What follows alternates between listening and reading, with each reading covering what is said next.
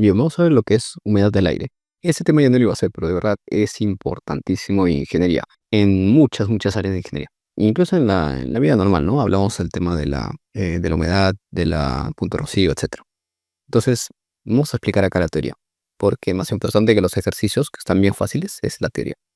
Entonces definimos dos cosas, la humedad absoluta y la humedad relativa. Y vamos a hablar del punto rocío también. La humedad absoluta es fácil de entender. ¿Cuánta masa tú tienes en este caso de vapor de agua, pues lo que vemos acá es vapor de agua, en un volumen, en este caso de aire, que tú tengas? Entonces, vamos a suponer que acá tengo 8 gramos, ¿ok? De vapor de agua, en un volumen de 1 metro cúbico, digamos. Entonces, la humedad absoluta sería una especie de densidad, ¿no? Son 8 gramitos en 1 metro cúbico.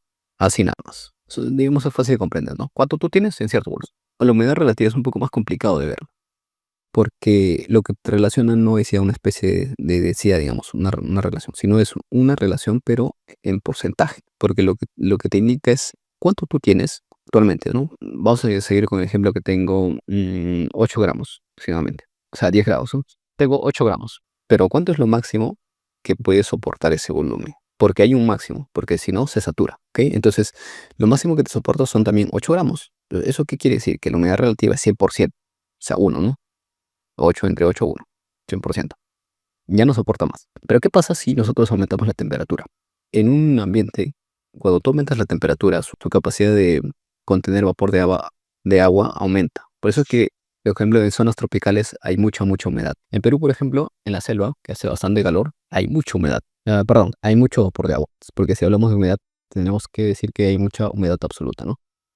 Pero en humedad relativa, cuando tú ves las estadísticas, no es tanto, pero si hay más vapor de agua, eso sí. Entonces lo que pasa es que al haber más temperatura, puedes contener más vapor de agua.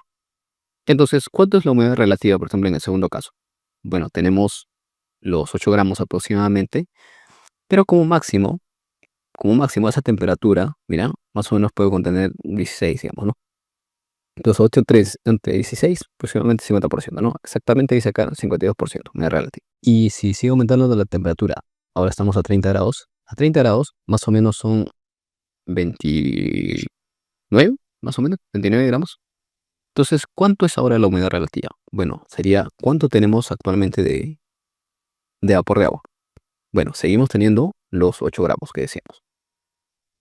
Pero ahora vamos a compararlo respecto a lo máximo que me va a soportar. Entonces, más o menos 28%, pues, ¿sí? Humedad relativa, 28%. Entonces, a eso se refiere lo que es humedad relativa. Y viene el tercer concepto, que es punto rocío. Y acá no le tocan para nada, ¿no? Pero es importantísimo. Y el punto rocío, en ese caso, es la temperatura a la cual el vapor empieza a condensarse. Entonces, yo te decía que acá, lo máximo que soporta, por ejemplo, acá, son, por ejemplo, 10, son 8 gramos. Entonces, ¿qué pasa si por alguna razón tú le vas metiendo más humedad? Por ejemplo, estamos cerca al mar o tienes agua suelta. Entonces vas a empezar a meter más vapor de agua. Entonces eso se va a saturar y el vapor, porque al final es un vapor, se va a empezar a condensar y vas a tener agua. Es una forma, ¿no? Lo otro es que tú bajes la temperatura, que es la forma común. ¿Por qué? Porque si acá, por ejemplo, estábamos a 10 grados y lo máximo que soportaba era 8 y tú tienes 8 gramos ahí de vapor de agua contenido, o sea, está saturado al 100%. Entonces, de alguna manera, si tú bajas esa temperatura, lo que va a hacer es que ya no puedes tener más vapor de agua. Entonces, ¿qué va a pasar? Va a empezar a condensar. Porque lo máximo que puede tener, por ejemplo, si yo bajo un poco la temperatura, vamos a suponer a 0 grados, ¿eh? Lo máximo que puede tener es 5 gramos, dice, pero tú tienes 8 acá. Entonces, esos 3 gramos lo va a convertir a líquido. Va a empezar a aparecer gotitas. Ese concepto es importantísimo porque, ya, por ejemplo, te voy a poner eso de acá. Este es un secador de aire. Yo trabajé en bastante tiempo en esto. En plantas de oxígeno específicamente, pero es parecido. Porque al final, para el oxígeno necesitas tener aire seco. Tú sabes que el aire tiene humedad.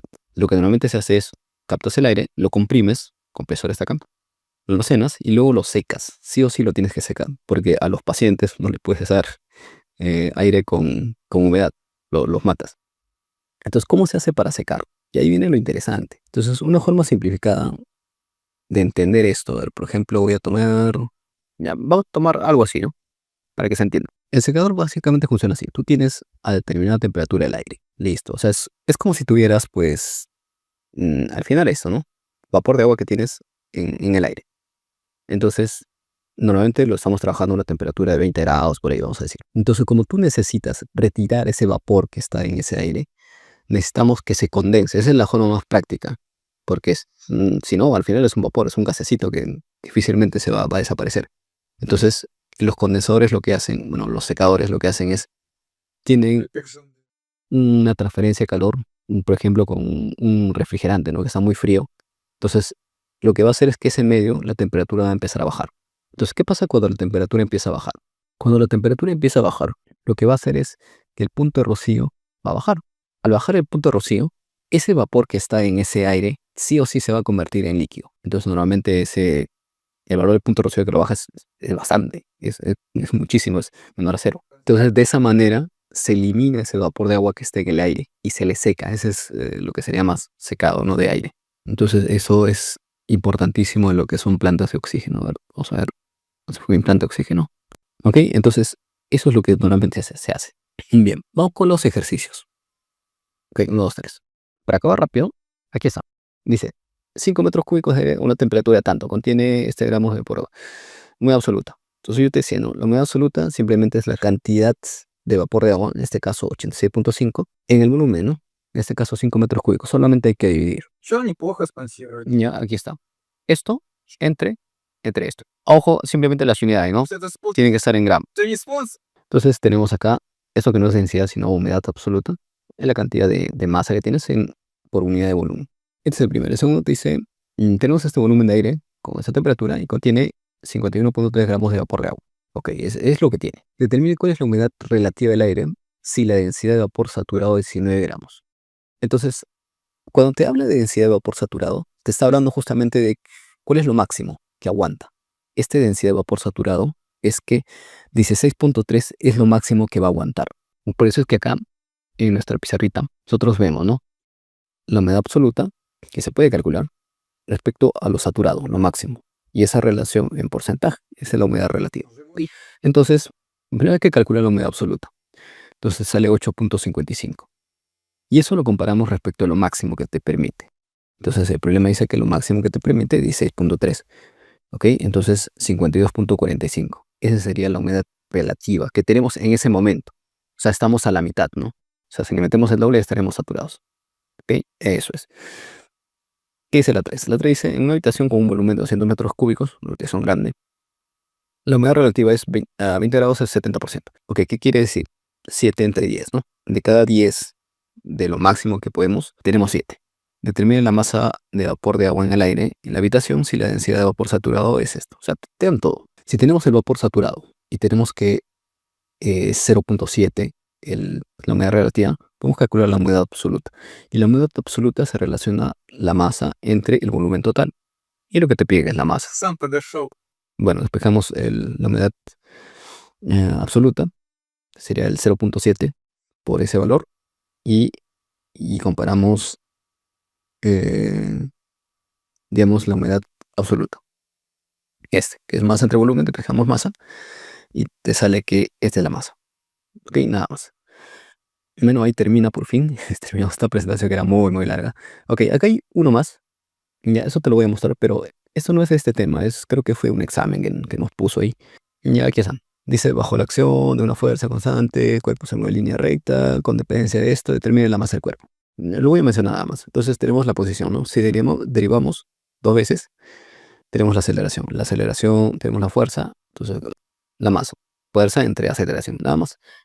Ahora, otra forma es que la posición lo pongas en su forma general, ¿no? Posición inicial, velocidad tiempo, más un medio de aceleración de cuadrado. Ahí también tienes la aceleración. Bueno, acá dice, un tren que pesa 500 toneladas se mueve a una velocidad lenta, en un minuto reduce su velocidad de esto a esto.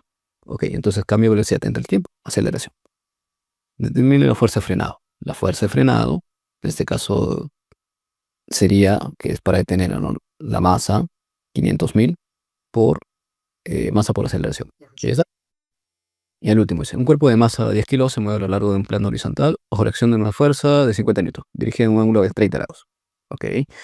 Coeficiente de fricción es 0.1. ¿Cuál es la fuerza de fricción que actúa sobre el cuerpo? Ahora, este 50 newton lo descomponemos, ¿no? Sería hacia arriba.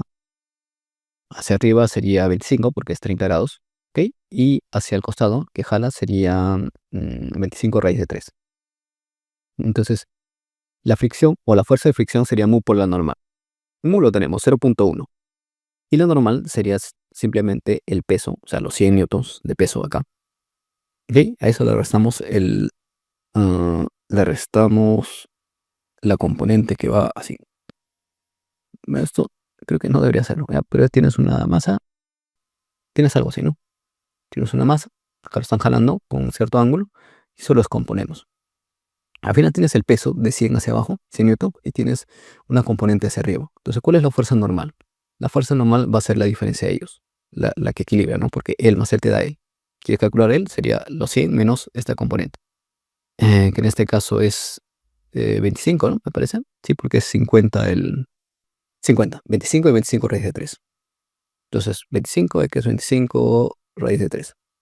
¿Ok? Por lo tanto, tenemos la normal. De hecho, ahí no sale, ¿no? Porque lo que te están pidiendo es la fuerza de rozamiento. ¿Sí? La fuerza de rozamiento es mu por la normal. Mu se conoce y la normal se calcula acá. O sea, la fuerza y ya está. Y bueno, por fin terminamos esta presentación, que fue la más larga, creo.